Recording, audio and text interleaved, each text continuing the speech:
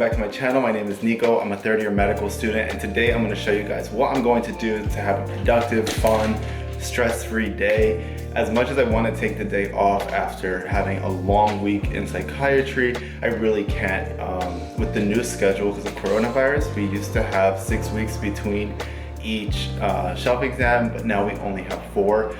First week is already done, so I have less than 3 weeks to learn psychiatry, so I really need to study. So today I'm going to show you guys what I'm going to do. So today I have to do a few things. I need to get through at least 200 to 300 Anki cards for psychiatry. I'm going to read hopefully 2 chapters of this first aid book.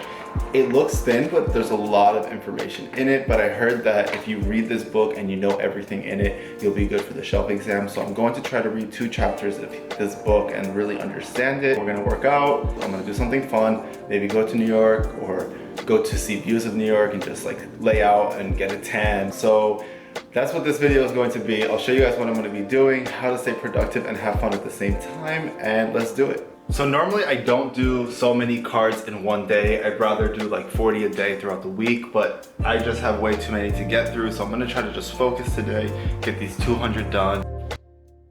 So when I do my Anki, I make sure my phone is away, I close all my tabs. I'm really just focusing on the cards that I'm working on. I don't take notes either.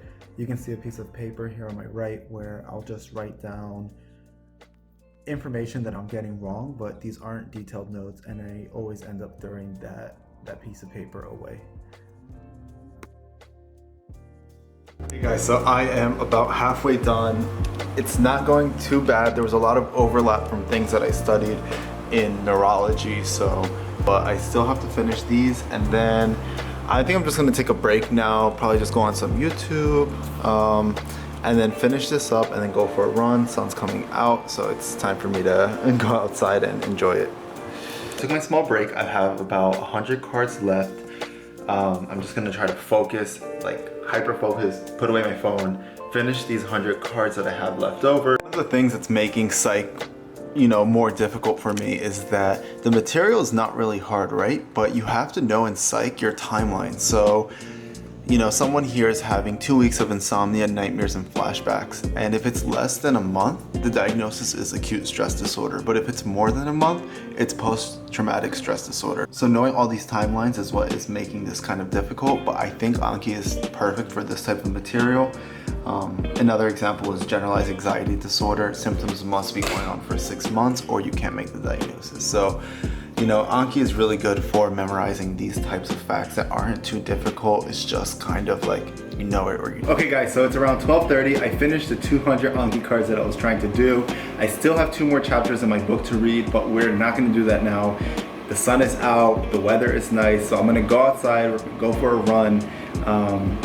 Not really sure how long that run is gonna be.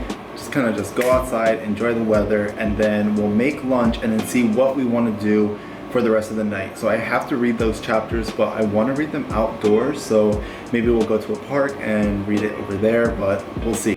So I actually changed my mind. I am going to rollerblade, which I just started doing this year during quarantine. I found a pair of rollerblades in my garage back at home.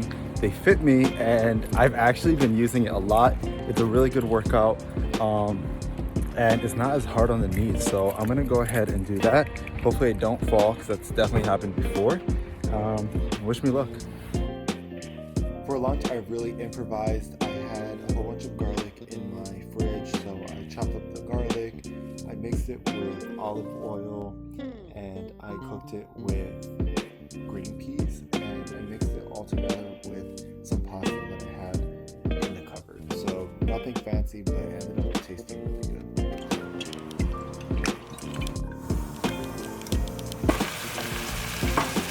So I was supposed to, this is gonna be a bomb meal, but the thing is, this should have been cut in half or something, so I don't know how I'm gonna fix this now. This is me trying to get all the information from med school in my brain. This actually came out so good. This is called improvising, guys. Like,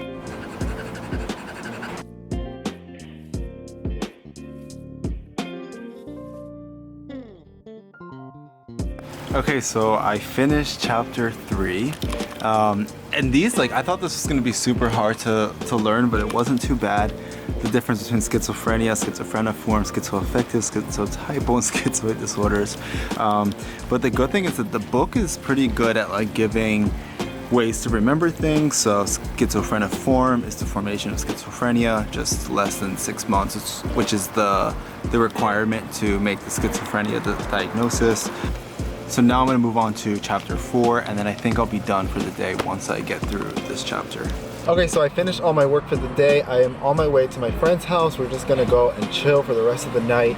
I didn't want this day to be super crazy or do way too much work, just a study and chill type of day. So I hope you guys like this kind of video.